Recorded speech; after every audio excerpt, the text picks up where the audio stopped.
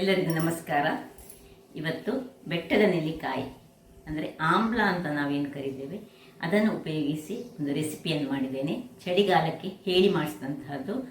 ಹೆಚ್ಚಾಗಿ ಈ ಬೆಟ್ಟದ ನೆಲ್ಲಿಕಾಯಿ ಈ ಚಳಿಗಾಲದಲ್ಲಿ ತಿಂದರೆ ಬಹಳ ಒಳ್ಳೆಯದು ಮತ್ತು ಅದರ ಈ ರೆಸಿಪಿಗಳನ್ನು ಮಾಡಿ ತುಂಬ ಸಮಯ ಸ್ಟೋರ್ ಮಾಡಿಸಿ ಇಡ್ತಾರೆ.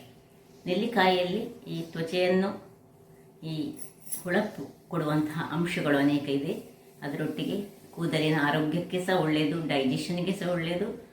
ಯಾರಿಗೆ ಶುಗರ್ ಪ್ರಾಬ್ಲಮ್ ಉಂಟು ಅಂಥವರಿಗೆ ಸಹ ಈ ನೆಲ್ಲಿಕಾಯಿಯ ಜ್ಯೂಸ್ ಮಾಡಿಕೊಟ್ರೆ ಬಹಳ ಉತ್ತಮ. ಹಾಗಾಗಿ ಈ ನೆಲ್ಲಿಕಾಯಿಯನ್ನು ಎಷ್ಟು ನಮಗೆ ಉಪಯೋಗ ಮಾಡಲಿಕ್ಕಾಗ್ತದೆ ಅಷ್ಟು ಉಪಯೋಗಿಸಿದರೆ ಬಹಳ ಉತ್ತಮ ಅಂತ ಹೇಳುತ್ತಾ, ಯಾರೆಲ್ಲ ನನ್ನ ಚಾನಲನ್ನು ನೋಡ್ತಿದ್ದೀರಿ, ಯಾರೆಲ್ಲ ಇನ್ನೂ ಸಬ್ಸ್ಕ್ರೈಬ್ ಮಾಡಿಲ್ಲ ದಯವಿಟ್ಟು ಸಬ್ಸ್ಕ್ರೈಬ್ ಮಾಡಿ ಸಪೋರ್ಟ್ ಮಾಡಿ ಅಂತ ಹೇಳುತ್ತಾ ಬನ್ನಿ ಈ ಒಂದು ರುಚಿಕರವಾದ ಸ್ವೀಟ್, ಖಾರ ಹಾಗೂ ಶುಗರ್ ಅಂಶವನ್ನು ಹೊಂದಿರುವಂತಹ ಒಂದು ರೆಸಿಪಿ ಹೇಗೆ ಮಾಡುವುದೆಂದು ನೋಡೋಣ.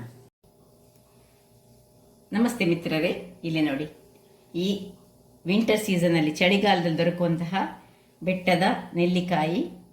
ಇದರಿಂದ ಒಂದು ಬೆಟ್ಟದ ಕಾಯಿಯ ಸಿಹಿ ಮಂಡಲ ಬಹಳ ಚೆನ್ನಾಗಿ ಬರ್ತದೆ. ಇಡ್ಲಿ ಒಟ್ಟಿಗೆ ತಿನ್ನಲಿಕ್ಕಾಗ್ತದೆ. ಚಟ್ನಿಯ ಬದಲು ಇದನ್ನು ಯೂಸ್ ಮಾಡ್ಕೊಳ್ಬೋದು. ಸಿಹಿ ಯಾರಿಗೆ ಇಷ್ಟ ಉಂಟು ಹಾಗೂ ಈ ಒಂದು ಬೆಟ್ಟದ ನೆಲ್ಲಿಕಾಯಿ ಆರೋಗ್ಯಕ್ಕಂತೂ ಬಹಳ ಒಳ್ಳೆಯದು. ಹೇರ್ ಫಾಲ್ ಇರುವವರಿಗೆ, ಸ್ಕಿನ್ ಗ್ಲೋಗೆ, ಎಂಥಕ್ಕೆ ಸಹ ಇದನ್ನು ಮಾಡಿ ತಿಂದರೆ ಸ್ವಲ್ಪ ಈಗ ನನಗೊಂದು 300 ಗ್ರಾಮ್ಸ್ನಷ್ಟು ತಂದಿದ್ದೇನೆ. ಇಷ್ಟನ್ನು ನಾನು ಮಾಡಿ ತೋರಿಸ್ತೇನೆ. 300 ಗ್ರಾಮ್ಸಿಗೆ ಒಂದು ಬೌಲ್ನಷ್ಟು ಒಂದು 60, ನಿಮಗೆ ಎಷ್ಟು ಸಿಹಿ ಬೇಕು ಅದರ ಪ್ರಕಾರ. ಸ್ವಲ್ಪ ಸಿಹಿ ಕಡಿಮೆ ಆದರೆ ಸ್ವಲ್ಪ ಕಡಿಮೆ ಬೆಲ್ಲ ತೆಗೆದುಕೊಳ್ಬೋದು.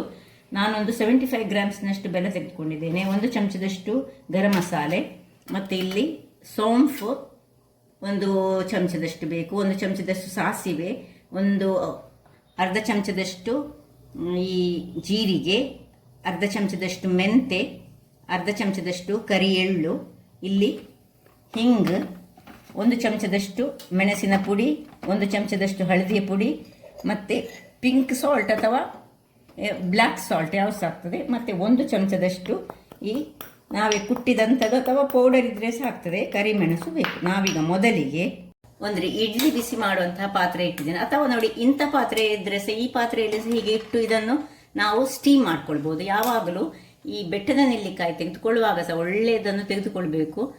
ಅದರಲ್ಲಿ ಈ ಉಪ್ಪಿನಕಾಯಿ ಮಾಡುವಾಗ ಒಂದೇ ಒಂದು ಕಲೆ ಇಲ್ಲದಂತ ತೆಗೆದುಕೊಳ್ಬೇಕು. ಈಗ ನಾವು ಮಾಡೋದ್ರಲ್ಲಿ ಓಕೆ, ನೋ ಪ್ರಾಬ್ಲಮ್, ಸ್ವಲ್ಪ ಪ್ರಮಾಣದಲ್ಲಿ ಮಾಡ್ತಿದ್ದೇವೆ, ಸ್ವಲ್ಪ ಕಲೆ ಇದ್ದರೂ ತೊಂದರೆ ಇಲ್ಲ. ಬಟ್ ಒಳ್ಳೆಯದನ್ನು ಆರಿಸಿ ನಾವು ಯಾವಾಗ ತರಬೇಕು. ಈಗ ಇದನ್ನು ನಾನು ಇದರಲ್ಲಿ ತುಂಬ ಮಂದಿ ಇಡ್ಲಿ ಮಾಡೋದಿರ್ತದಲ್ಲ, ಹಾಗಾಗಿ ನಾನು ಇಡ್ಲಿ ಮಾಡುವ ಈ ಪಾತ್ರೆಯಲ್ಲಿ ಹಾಕಿ ಇದನ್ನು ಸ್ಟೀಮ್ ಮಾಡಿಕೊಂಡು ಒಂದು 10 ನಿಮಿಷಗಳ ಕಾಲ ಬೇಯಿಸ್ಕೊಳ್ತೇನೆ. ಅಂದರೆ ಅದು ಸರಿ ಬೇಯಬೇಕು. ಬೆಂದ ಮೇಲೆ ನಮ್ಮ ಕೆಲಸ, ಇದನ್ನೀಗ ಮುಚ್ಚಿ ಬೇಯಿಸ್ಕೊಳ್ತೇನೆ.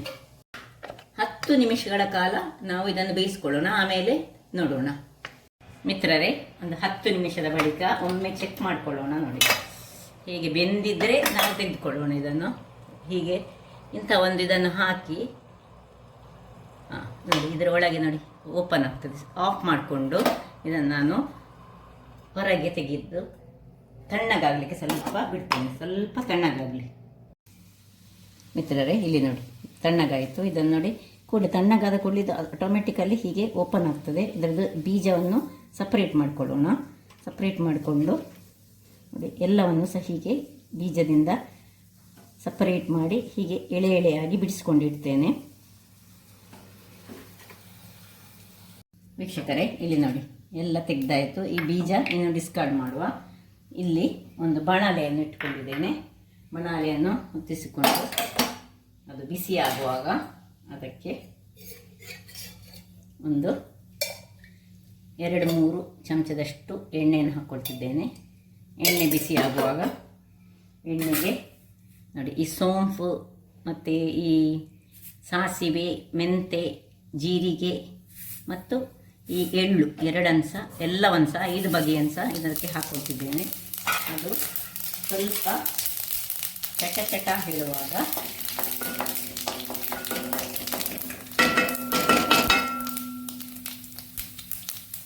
ಇದನ್ನು ಇದಕ್ಕೆ ಹಾಕೊಳ್ಳೋಣ. ಏನು ಬೀಜ ತೆಗೆದಿಟ್ಟಿದ್ದೇನೆ ಅದನ್ನು ಸಣ್ಣ ಉರಿ ಸಣ್ಣದಿರಲಿ. ಅದರಲ್ಲಿ ಸ್ವಲ್ಪ ಹೀಗೆ ತಿರುಗಿಸಿಕೊಂಡು ಇದಕ್ಕೆ ಉಪ್ಪು ಕಪ್ಪು ಉಪ್ಪು ಇದ್ದರೆ ಸಹ ಹಾಕ್ಕೊಳ್ಳಿ, ಬೇಕಿದ್ರೆ ಪಿಂಕ್ ಉಪ್ಪು ಇದ್ದರೆ ಹಾಕ್ಕೊಳ್ಳಿ, ಯಾವುದು ಸಾಕ್ತದೆ.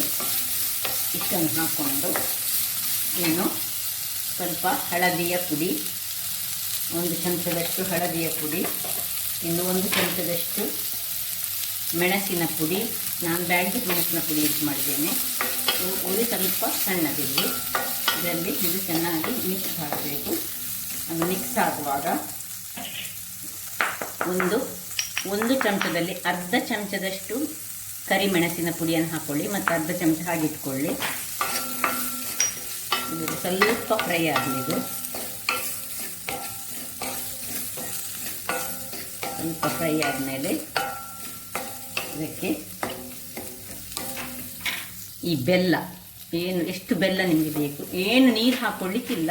ಈ ಬೆಲ್ಲದಲ್ಲೇ ಈಗ ಅದು ಬೆಲ್ಲವೇ ನೀರು ಹಾಕ್ಕೊಳ್ಬೇಕು.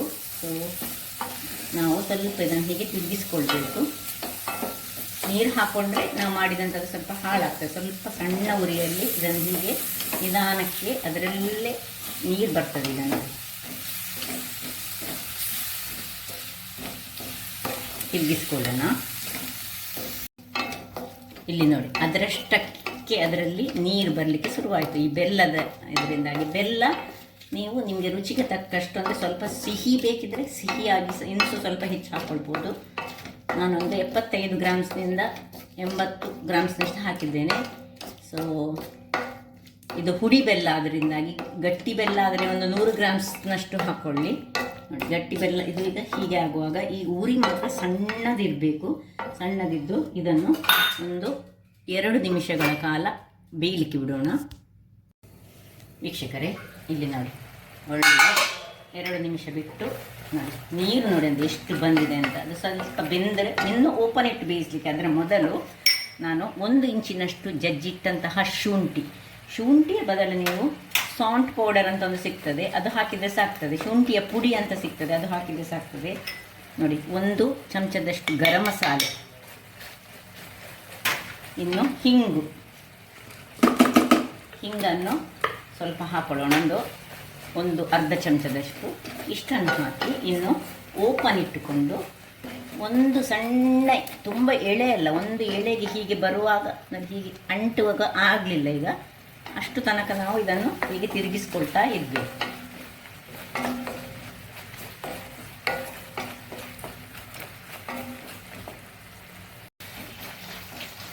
ನೋಡಿ, ಇನ್ನು ಇದು ಆಪ್ಷನಲ್ಲು. ಇದು ಹಾಕಿದರೆ ಲಿಂಬೆಯ ರಸ ಒಂದು ಚೂರು ಇದಕ್ಕೆ ಬಿದ್ದರೆ ಬಹಳ ಚೆನ್ನಾಗಿ ಬರ್ತದೆ. ಅದರಿಂದಾಗಿ ಆಲ್ರೆಡಿ ನಿಮಗೆ ಗೊತ್ತಿರುವ ಹಾಗೆ ಇದು ಚೊಗರ ಅಂಶವನ್ನು ಹೊಂದಿರುವಂಥದ್ದು ಯಾವುದು, ನೆಲ್ಲಿಕಾಯಿ, ಬೆಟ್ಟದ ನೆಲ್ಲಿಕಾಯಿ. ಸೊ ಬೀಜ ಒಂದು ಬೀಳಬಾರ್ದು, ಬೀಜವನ್ನು ಒಂದು ಹಿಂದಕ್ಕೆ ತೆಗೆಯುವ.